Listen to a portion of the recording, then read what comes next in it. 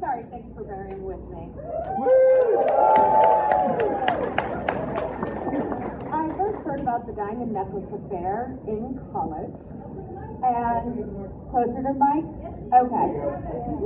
I first heard about the diamond necklace affair in my French history class when I was probably about 19. And I've been obsessed ever since. Let us begin with the titular diamond necklace. Commissioned by King Louis XV for his mistress, Madame du Barry, it took the jewelers roughly 2-ish years to bring it together, during which time the king had died. Worse, the king didn't pay for it in advance, so they had a necklace. Capitalism! This is our mastermind, Jeanne de Saint-Remy, later the self-proclaimed Comtesse de Valois. Born in a chateau in Champagne, Jeanne and her family fled in the middle of the night when she was 4 years old from the debt collectors. Her fortunes turned worse because by the age of 6, her father had died and her mother had gone out for chestnuts.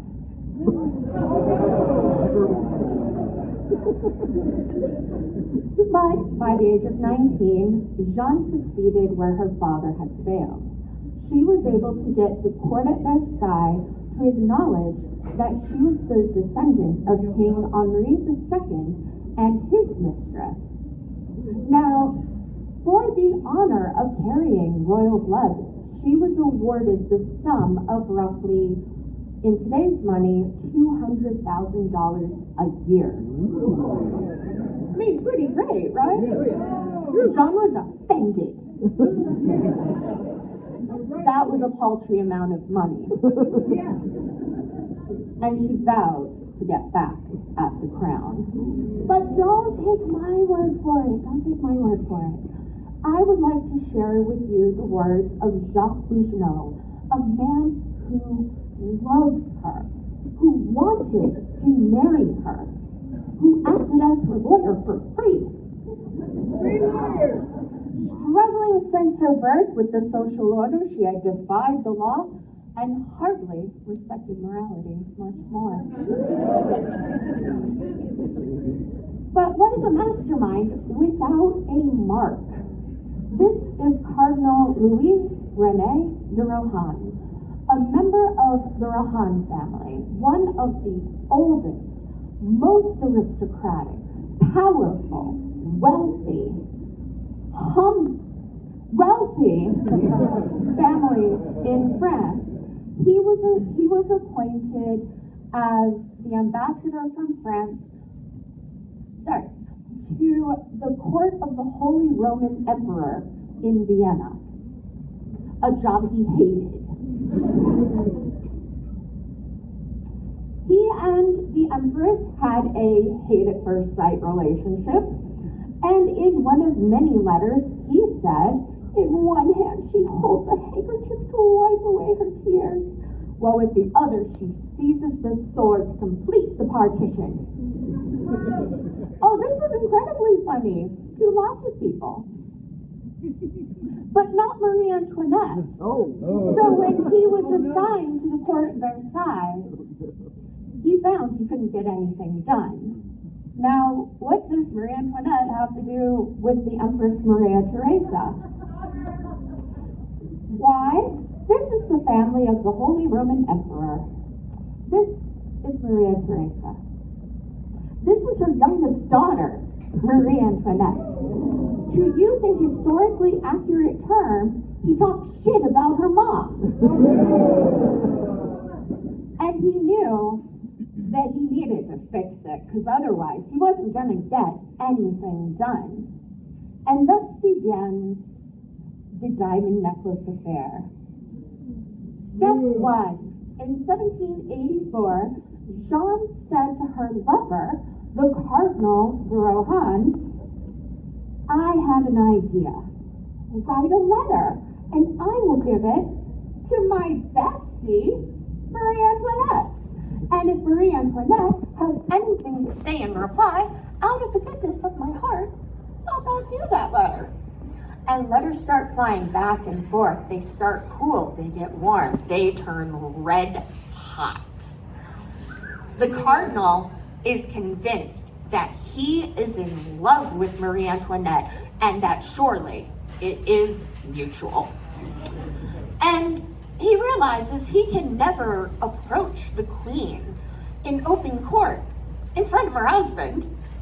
So he begs the only person who can help him to arrange a secret meeting. Step 2, you provide a Marie Antoinette. Now, I would be a little bit worried at this point because I don't have a Marie Antoinette. But Jeanne, not at all. She said, when one is in need of a Marie Antoinette, but one does not have a Marie Antoinette, what does one do? You hire a prostitute.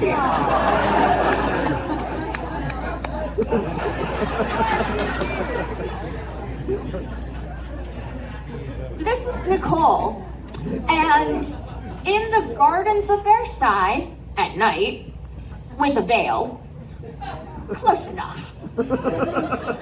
And the cardinal confesses his love, and she mumbles some stuff in return, and he goes away on top of the world. About that necklace.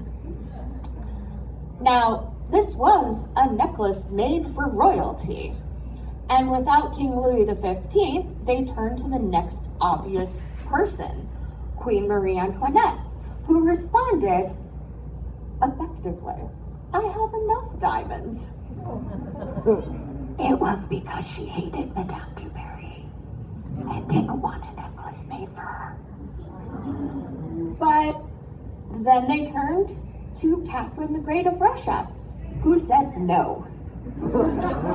And then Marie Antoinette gave birth to her eldest son, the future King of France. And they said, okay, hear me out. Bargain basement price, $140 million. What do you say? And she said, no. They were desperate to move this necklace. They even offered a commission to whoever could get it sold. You know what the queen really wants? What does the queen want? Well, Jeanne said, she really wants that necklace. I know. She said no twice. But it's not that she doesn't want it, she does. It's because her husband is so mean, you guys. And Rohan does in fact go down to the jeweler, set up a payment plan, and they hand him the necklace. But he can't give it to the queen in court in front of her husband. So who could possibly give it to her? Oh, yes. Whoops. There we go. He takes it to Jeanne's house. By morning, the necklace is broken apart. What you see behind me is the only arguably verified pieces that are left. And they start selling it on the black market. A few diamonds here, a few diamonds there, and it's all going swimmingly. Capitalism! And step 5, get away with it! Kind of. You see, remember that payment plan? He missed the payment, guys! And the jewelers knew who that necklace was going to, so they go to Versailles, they approach the queen in open court and say, hey, Cardinal's not paying. Money, please. The queen, understandably at this point, what? What are you talking about? It all comes out. people get arrested, and a court case happens in 1785.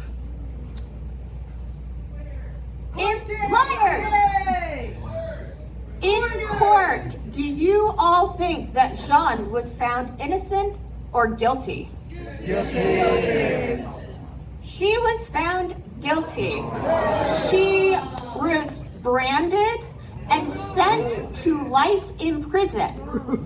That didn't last long because a year later she escaped, fled, moved to London. Whoops. Sorry, I had a little hand tremor. There we go.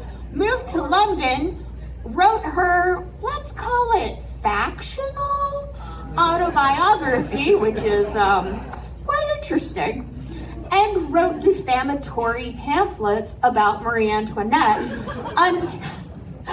until her death in 1791, where she was running away from debt collectors and fell out a window.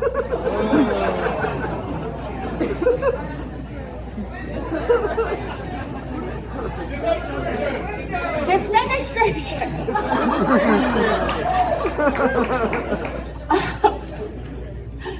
Now, what about the cardinal? Innocent or guilty? Guilty. Innocent by virtue, I kid you not, by virtue of being too stupid. Because everything from the way that Marie Antoinette signed her letters to just everything falls apart with the first application of a brain cell. However, he would have the longest lifespan, survive the French Revolution, and die in Germany in 1803. Now, when it comes to my beloved Queen Marie Antoinette, in the court, the legal court, was she found innocent or guilty? Guilty. She was innocent in the legal court, but there is always the court of public opinion, where she was found guilty by virtue of, had she known about it, she totally would have done it.